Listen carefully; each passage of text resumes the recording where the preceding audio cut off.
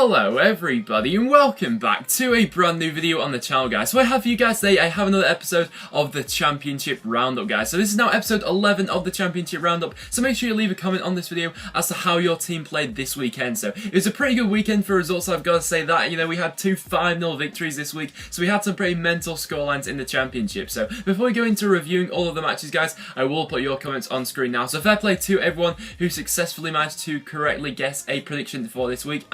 This week I managed to get 2 score predictions correct, so that's not bad for me. I think I got the Preston game and the Birmingham match right, so not too bad for me getting 2 right. Also as well, I must say before we get into reviewing the matches, I have added 2 new things to the series, guys. So at the end of the video, I will be giving my result of the weekend, and also that I'll be giving my goal of the weekend as well. A couple of you have been suggesting that we do that, so make sure you stick around for the end of the video as I will be telling you that, and make sure you leave a comment as well as to what you think the goal of the weekend was and the result of the weekend as well. I'll be very interested to know. First game we have to talk about is a London derby taking place between QPR and Brentford. So in this one, Brentford walked away victorious with a 2-0 away win at Loftus Road. So in this game, Brentford looked a different side really than they have for their previous 4 matches where they failed to win all of them. And it was quite a complete performance by them really. It was topped off of course by a clean sheet and a fantastic goal in the end by Romain Sawyers, who looks to be a good buy for them this season, Brentford. But a fantastic goal for him. And in this game, QPR looked quite sloppy really, and they couldn't compete with Brentford in any areas of the pitch. They couldn't really go toe-to-toe with them, and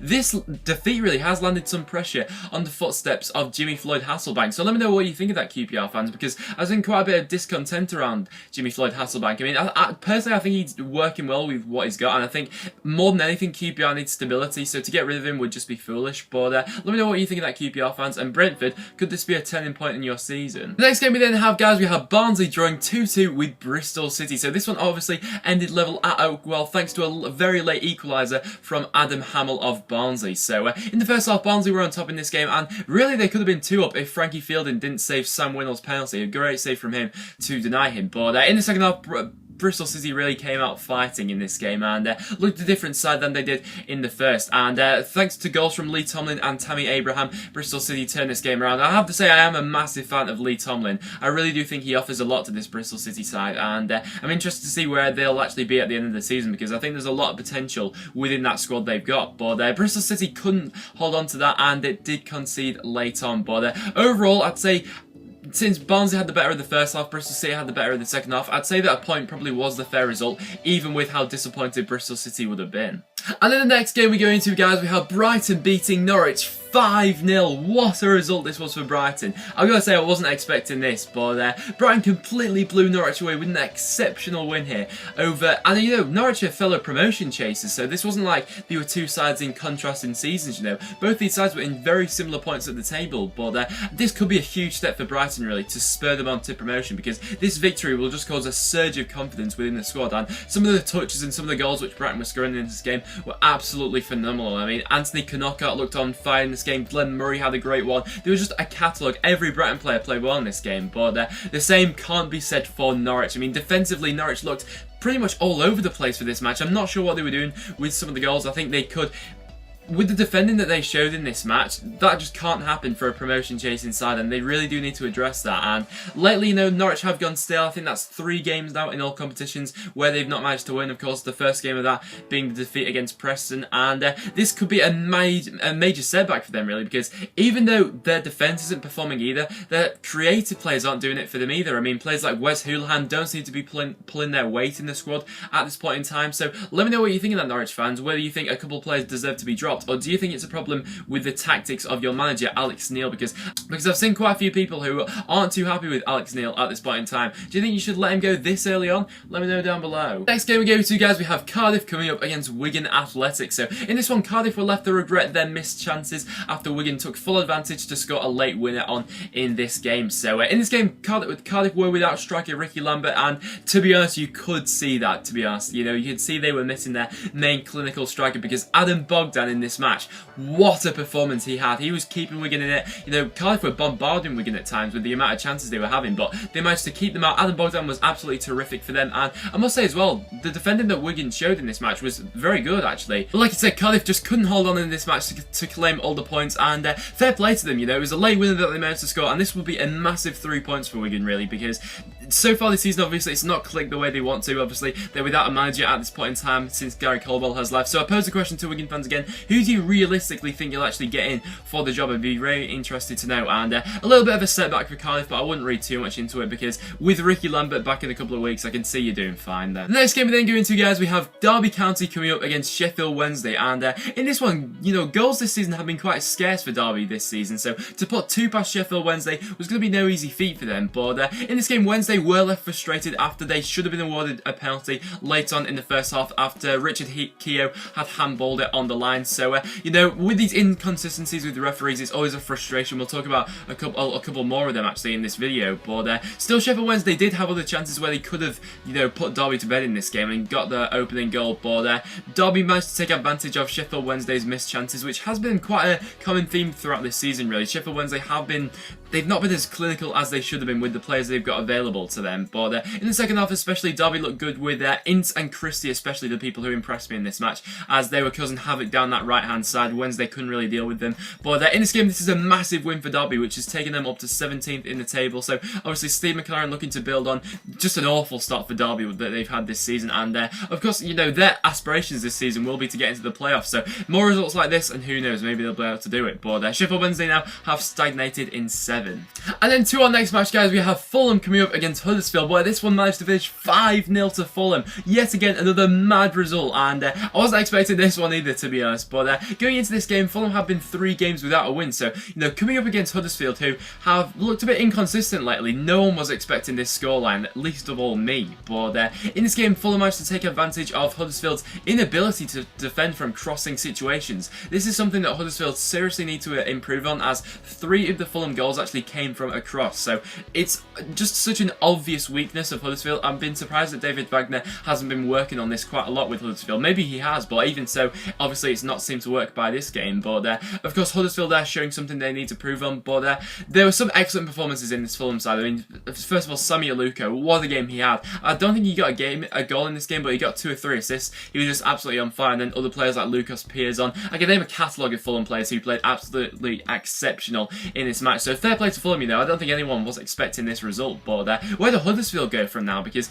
like I said, it's been a bit of an inconsistent time for Huddersfield, considering how they actually started this season. So let me know down below, Huddersfield fans, where do you go from here? The next game we then go into, guys, we have Ipswich Town coming up against Rotherham United. So in this game, Rotherham showed a massive improvement from their recent displays, obviously under new management of Kenny Jackett, and if I'm being honest, they probably should have taken all 3 points in this game away from Ipswich. But do you think you'll be able to avoid relegation under Kenny Jackett? I'd be very interested to know, because if this performance is anything to go off by, obviously it's still early days under Kenny Jackett, and if he's able to get players in January who will seriously bolster and improve this squad, I think there's definitely a fighting chance for Rotherham this year. I wouldn't be writing them off by any stretch of the imagination, but Ipswich were actually left thankful to get anything from this game, really, thanks to a last-minute David McGoldrick equaliser. It was a fantastic strike from him, actually. It was from quite far out, but that gifted Ipswich a point, which probably a frustrating one, because going into this game, Ipswich should be winning games like this, really. Obviously, no disrespect to Rotherham. And then the next game we go into, guys, we have Leeds United coming up against Burton Albion. So for this one, Leeds United managed to walk away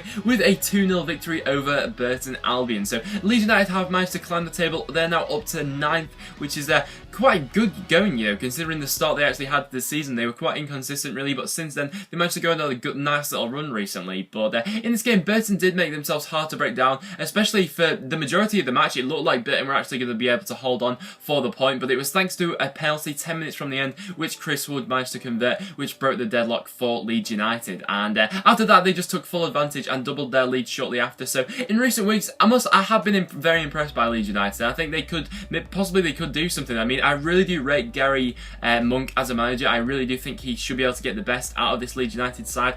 But despite this not being their best performance, you know, in terms of how they actually played, it's these sort of games which I'd probably say like 3 weeks ago they wouldn't have been winning games like this. But luck seems to be turning the way of Leeds United at this point in time. So who knows what's possible for the rest of the season. Then on the next match we go into, guys, we have Preston North End coming up against against Newcastle United. So this is the first game of the weekend which I successfully managed to predict. I did unfortunately say it was going to end 2-1 to Newcastle, and in the end it finished just that. So in this game I thought Newcastle, they didn't really take the game to Preston as expected, really, of course, after their 6-0 battering of us in midweek. But Preston I'd say Preston had the better of the first half, especially in terms of chances. Preston definitely had the better chances. I mean, Paul Gallagher had a fantastic chance. Jordan Hugill had a great chance where the ball ricocheted off the crossbar. And going into half-time, Preston probably should have been in front, really, considering the great chances they had. Newcastle didn't really press Preston in the first half as expected, like I did say before. But in the first half as well, Preston did continue with this high press pressure, and in the end we were made to pay for that, as a Mitrovic goal came on the counter-attack against the run of play. Really, Newcastle hadn't really offered much before that, but it just showed their clinical nature, really. That was the first real chance they got, and they managed to bury it into the back of the net. And after that, Newcastle did then manage to double their lead through Mitrovic yet again. And in this game, Newcastle really only had 2 good opportunities, and they scored both of them. So really that shows why they are so high in the table, that they're so clinical with their chances. And all of this was without their top scorer, Dwight Gale, as well. But Preston did manage to get back into this game with a late Jermaine Beckford goal, thanks to a Greg Cunningham cross. And in the last minute, Preston did actually, it was a penalty in my opinion. I don't really see how you can disagree with that. Basically what happened, Grant Hanley went through the back of Jermaine Beckford. Jermaine Beckford went down inside the box in the last minute, and the referee didn't give anything. I was just so infuriated by this, really. And after the match, you know, just to add to the misery of this, the referee actually apologised to Simon Grayson and the Preston players for saying it was a penalty, but he didn't give it. So what can you do about stuff like that? You know, it's just so infuriating, and decisions like that go against you make all the difference at the end of the season, you know. Like, if we're to miss out on something by 1 point or something like that, this is the game we're going to look back on. But it's really disappointing. But in the end, I'm not going to take anything away from Newcastle, because even though they weren't at their best in this game, they still managed to get all 3 points. Next game we're going to, guys, we have Reading coming up against Nottingham Forest. So this one was quite a funny old game, really, as Forest poor run of form continues, as Reading are able to put 2 past them at the Majeski. But for the first goal, I think the keeper could have done a lot better for Nottingham Forest. He parried the shot straight into the path of Gareth McCleary, who coolly finished. But in this game, I must give a mention to Ali Al Habsi, because he had an absolutely exemplary performance in this game. He was keeping Forest out, because really Nottingham Forest, with the amount of chances they had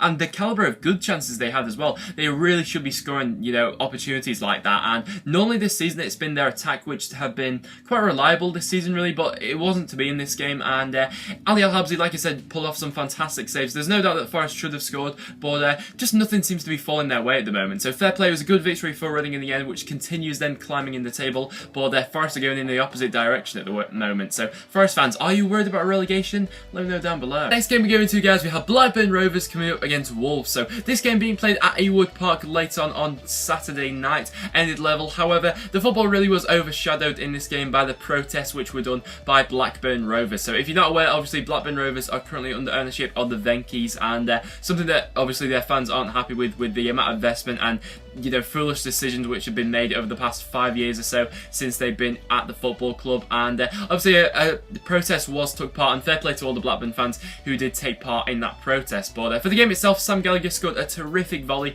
to put his side in front in this game, and really Blackburn carried on pressing Wolves early on, really. But some fantastic saves in this game from Carl Akimi and substitute Andy Lonergan, who had to came on. They made a catalogue of fantastic saves in this match, where Blackburn Rovers really should have looked to bury Wolves earlier than they actually did, and it was them made to pay, really, that Blackburn missed some of those opportunities. Well, Wolves managed to find the equaliser. But as the search goes on, Wolves fans, who do you realistically think you'll get in as a manager after Walter Zenga, of course? Let me know in the comments down below. And in the last game we go into, guys, we have Birmingham coming up against Aston Villa. So this one being played on the Sunday, of course. Let me know in the comments down below, Birmingham or Aston Villa fans, what you thought of this one. I'd be very interested to know, in fact. But I also predicted this game as well. I said it would finish 1-1. In the end, it finished just that. So it was a very feisty local derby, which finished level at St Andrews. So in this game, it was actually Aston Villa who took the lead thanks to a Gary Gardner header. It was a fantastic header, actually. It came in from a set piece. He managed to overleap, I think it was Clayton Donaldson who was marking him, a fantastic header into the top corner. But I must say that goal somewhat came against a run of play, really. I thought Birmingham were on top at that point in time when Aston Villa did actually score. But in the second half, Birmingham managed to find the equaliser from, it was a good goal actually from Davis, who managed to get it in the end. But after that, neither team could actually find the winner to go on and win this match and take it to their opponents. So Birmingham really proved in the second half why they are so high in the table, and Aston Villa, of course, have been on a fantastic run lately under Steve Bruce. I'd be very interested to know what you actually thought of this one. So now for my goal of the weekend, I was actually considering 2 goals which I thought really could have made this one. Obviously there'll be more. Let me know down below what you think your goal of the weekend was. But I was very close to choosing Romain Sawyer's strike against QPR, but in the end I decided to go for Sam Gallagher's volley against Wolves. If you've not seen it, make sure you go check it out. It was a fantastic goal. I'm just giving it to Sam Gallagher because just the amount of power he actually hit on that shot, and just the fact as well that Romain Sawyer's for his goal was somewhat unmarked. He was kind of on his own when he actually hit it. He wasn't under that much pressure, whereas Sam Gallagher had 2 or 3 players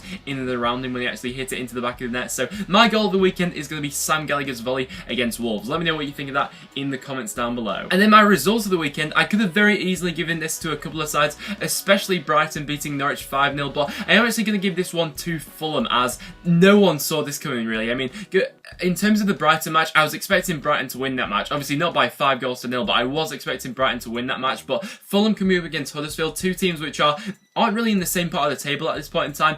No one was expecting this, and it came out of the blue really for a lot of people, as Fulham have been not the best lately. So I'm going to give my result of the weekend to Fulham beating Huddersfield 5-0. So let me know in the comments down below what your result of the weekend was as well, but I'm giving it this one, so Fulham, well played this week. So guys, that will now wrap it up for my week 11 championship roundup, guys. So thank you so much for watching. If you have enjoyed this video, make sure you leave a like. It is always massively appreciated. I must say as well, apologies for the lighting in this video. It's been really dodgy with actually how stuff's placed here, but it's been really dodgy, so apologies for the lighting in this video. But like I said, guys, thank you so much for watching. So if you have enjoyed, make sure you leave a like. It is always massively appreciated. As well as that, make sure you check out all the links in the description down below. Make sure you follow me on Twitter. I always tweet before I upload a video, therefore you'll never miss a video ever again, guys. But apart from that, thank you so much for watching, and I will see you all in the next one.